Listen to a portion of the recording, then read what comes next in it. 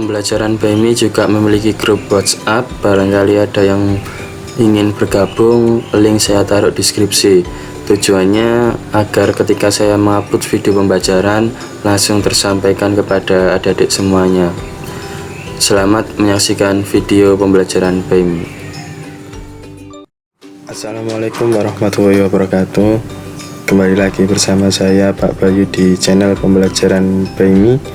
Kita melanjutkan pembelajaran kelas 2 Bahasa Indonesia.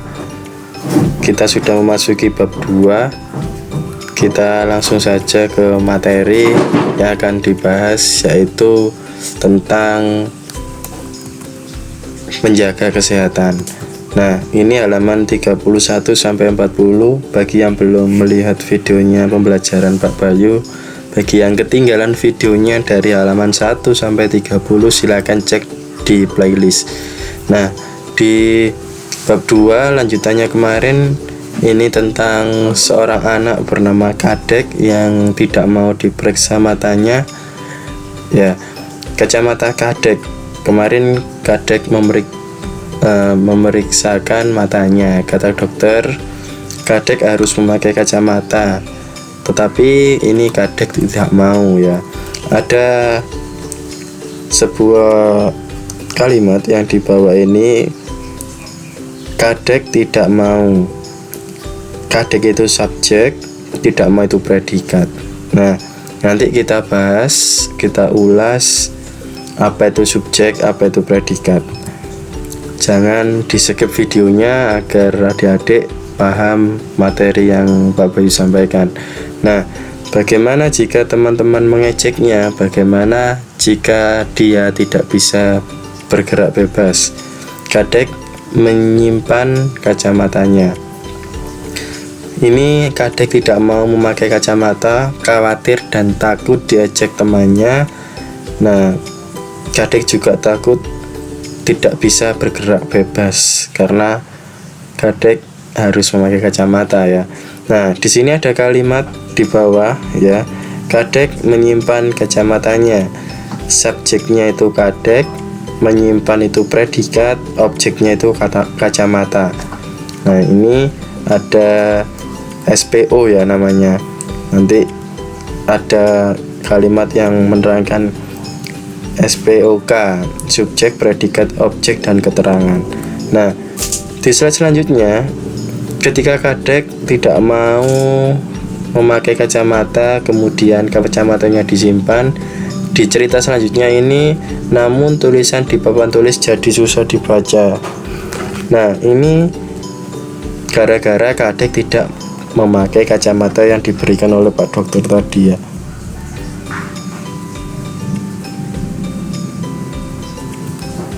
Nah, selanjutnya Kadek juga sering tersandung. Bagaimana ini? Nah, Kadek terpaksa memakai kacamatanya. Wah, semuanya jadi terlihat lebih jelas. Ternyata Kadek memang perlu bantuan kacamata. Guru akan memberikan daftar kata dari cerita. Bacalah kata-kata tersebut dengan lantang. Lakukan secara bergantian. Dalam kegiatan ini kalian belajar membaca kata-kata yang sering kita ditemui sehari-hari. Nah, ada kata-kata yang membahas kosakata baru ya. Ada terpaksa dan tersandung. Nah, tadi ini ada Kadek terpaksa memakai kacamata. Kemudian ini Kadek juga jadi sering tersandung. Di dalam sebuah cerita tadi itu ada kosakata baru, dua kosakata, yaitu terpaksa dan tersandung. Kemudian kita menggunakan kosakata baru di dalam kalimat. Ban sepeda Doni bocor. Doni, jadi ini jawabannya, Doni terpaksa menuntun sepedanya. Ya, Doni terpaksa menuntun sepedanya. Kita menggunakan kosakata baru.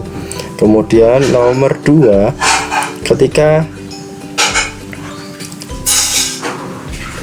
berlari, Doni tersandung batu.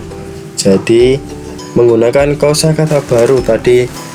Yang pertama itu terpaksa, yang kedua tersandung. Kita lanjut di slide selanjutnya. Tulislah 5 kalimat yang memiliki predikat subjek di buku tulis. Nah, di buku tulis kalian. Nah, tadi Pak Bayu sudah janji menjelaskan apa itu subjek, apa itu predikat, apa itu objek. Jadi disimak baik-baik. Subjek adalah pelaku kegiatan atau pokok pembicaraan. Subjek bisa berupa kata benda atau nomina, kelompok kata benda atau frasa nomina, serta klausa yang berperan sebagai pelaku kalimat. Contoh subjek yang ada contohnya itu orang, hewan, benda, tanaman, atau hal-hal yang lain. Kalau predikat itu adalah kata kerja yang terdapat pada kalimat. Nah, kata kerja ini merupakan sebuah aksi atau aktivitas yang dilakukan oleh subjek. Dalam kalimat predikat terletak setelah subjek. Jadi kalau sudah ada subjek pasti kemudian predikat. Nah, predikat juga dapat disisipi kata tidak.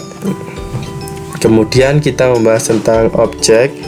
Dalam sebuah kalimat, objek adalah sesuatu yang dikerjakan atau menjadi sasaran oleh subjek. Objek bisa berupa kata benda, frasa benda, atau kata ganti. Nah, kalau keterangan ini kan kita membahas subjek, predikat, objek. Kemudian ada keterangan ya. Keterangan itu adalah unsur yang tidak wajib disertakan saat membuat kalimat. Namun dengan adanya keterangan, kalimat terkesan lebih utuh, padu, dan jelas. Keterangan yang dimaksud adalah penjelasan di mana, kapan, serta bagaimana suatu peristiwa itu terjadi. Nah, tapi ya adik-adik semuanya, ini kita akan membuat ya subjek, predikat, objek. Nah, nomor 1 ini Pak Bayu tidak menulis di sini, tapi kalian harus menyimak.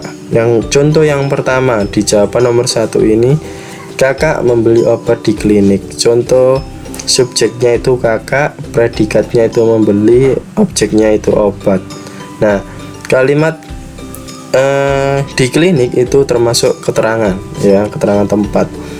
Kemudian nomor 2, Dani menuang teh di gelas ya. Dani menuang teh di gelas. Subjeknya Dani, predikatnya menuang, objeknya teh.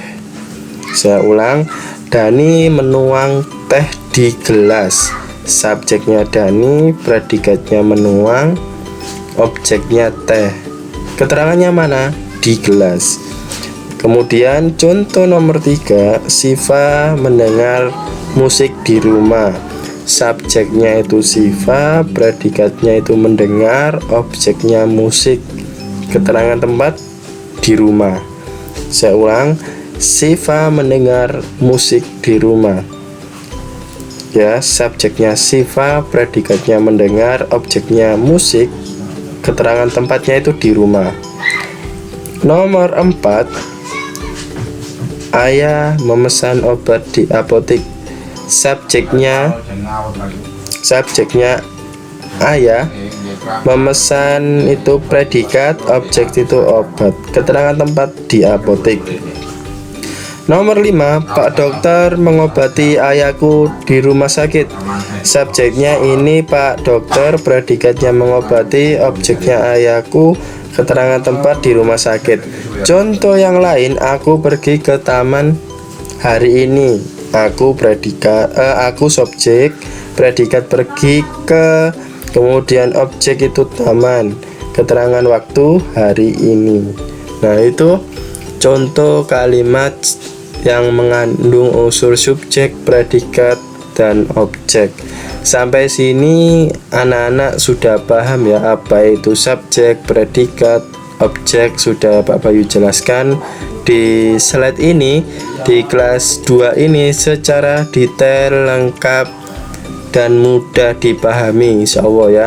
Nah, dalam kegiatan ini kalian belajar menulis kalimat dengan kombinasi subjek, predikat, dan objek. Sudah Pak Bayu jelaskan dari nomor 1 sampai 5. Saya kasih contohnya, dicermati, didengarkan dengan baik. Kemudian nomor 2, setelah menyimak cerita di atas tentang kacamata Kadek, jawablah pertanyaan berikut. Apa yang dilakukan Kadek di ruang dokter? Tadi memeriksakan matanya. Mengapa Kadek tidak mau memakai kacamata? Karena tadi ada Kadek menjelaskan bahwasanya takut tidak ditemani teman-temannya dan tidak bisa bergerak bebas. Nah, takut diejek ya tadi ya. Nah, kemudian dapatkah Kadek melihat dengan jelas tanpa kacamata? Tentu saja jawabannya tidak. Sering tersandung, terus bacanya jadi tidak jelas. Nah, mengapa akhirnya Kadek mau memakai kacamata? Tadi Kadek terpaksa memakai kacamata biar terlihat lebih jelas. Nah, tadi kenapa tidak memakai kacamata? Takut diejek kan? Oke, kita masuk di pembahasan yang lain. Kita memasuki di ini, berbicara. Amati gambar di bawah ini dan susunlah gambar menjadi kejadian yang berurutan. Kemudian menceritakan kejadian tersebut kepada guru. Nah, di gambar sebelah kiri kalian itu ada dokter memeriksa, terus Kadek senang memakai kacamata, kemudian membaca dengan tidur, terus membaca sambil duduk. Nah, ini setiap anak memiliki cerita yang berbeda dengan bahasa yang berbeda. Nah, bisa digambarkan seperti ini. Kadek membaca buku di meja belajarnya. Kemudian Kadek dilanjutkan membaca bukunya sambil tidur. Kemudian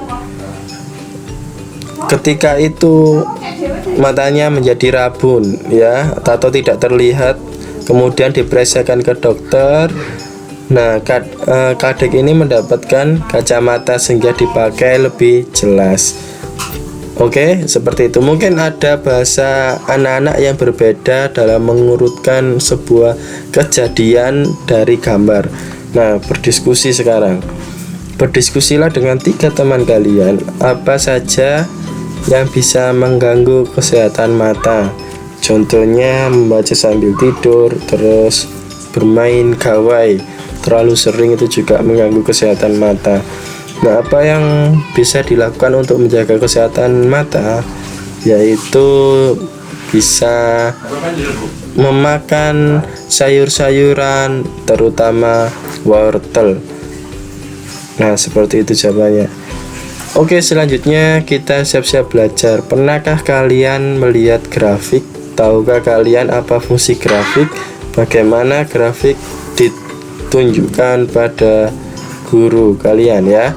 Ini tak tunjukkan ke Pak Bayu, menunjukkan sebuah grafik olahraga kesukaan anak-anak kelas 2 SD Merdeka Suka Berolahraga. Kalau Pak Bayu tempat kerjanya di SDN Kuangsan, Kecamatan Sedati, Kabupaten Sidoarjo, Jawa Timur. Nah, siswa kelas 2 SD Merdeka Suka Berolahraga, ada yang suka berlari, ada yang suka bulu tangkis, bersepeda, berenang, dan senam. Ini kalau dilihat dari sini, itu lihatlah apa olahraga di bawah ini. Ada berlari, bulu tangkis, bersepeda, berenang, dan senam. Jumlah yang disukai berlari di sini ada nilai angka 2, bulu tangkis ada nilai angka 4, bersepeda 5 orang ya. Terus berenang ini sama dengan bulu tangkis 4 angka, kemudian senam itu ada 2. Nah, berdiskusilah dengan 3 teman kalian, ada berapa jenis olahraga yang disukai siswa. Nah, ada berapa jenis olahraga yang disukai siswa? Ada olahraga berlari, bulu tangkis, bersepeda, berenang, dan senam. Ada berapa? 1, 2, 3, 4, 5. Ada 5 olahraga yang disukai siswa. Olahraga apa yang paling banyak disukai? Yaitu bersepeda. Ada 5 anak yang menyukai olahraga bersepeda. Kita lanjut di slide selanjutnya, itu berapa siswa yang bermain sepak bola? Ada siswa yang ada siswa bermain sepak bola. Nah, kita skip karena tidak ada ya di bacaannya. Di buku paket ada enggak? Kita cek ya. Kita cek. Ada. Oh, tidak. Jadi berlari, bulu tangkis, bersepeda, berenang, senam. Kayaknya ini ganti saja. Berapa siswa yang suka bermain sepak bola? Tidak ada, ini ganti aja bulu tangkis ya. Ada 4 karena di buku paket kalian juga tidak ada yang bermain sepak bola. Nah, olahraga apa yang disukai 2 orang siswa? Tentu saja olahraga berlari dan senam. Olahraga apa yang jumlah penyukanya sama dengan renang? Kita cek renang, berarti yang disukai penyuka sama seperti olahraga renang itu adalah bulu tangkis. Nah, seperti itu materi pembahasan kelas 2 halaman 30 sampai 40 ya. Semoga pembelajaran hari ini bermanfaat. Anak-anak suka dengan videonya. Bagi yang belum gabung di grup pembelajaran BMI di WA, silakan klik link yang ada di deskripsi, atau anak-anak silakan subscribe di pembelajaran BMI ini, kemudian aktifkan loncengnya supaya video yang Pak Bayu kirim ke kalian langsung bisa dilihat dan ditonton. Terima kasih, itu saja dapat saya sampaikan, kurang lebihnya mohon maaf. Assalamualaikum warahmatullahi wabarakatuh.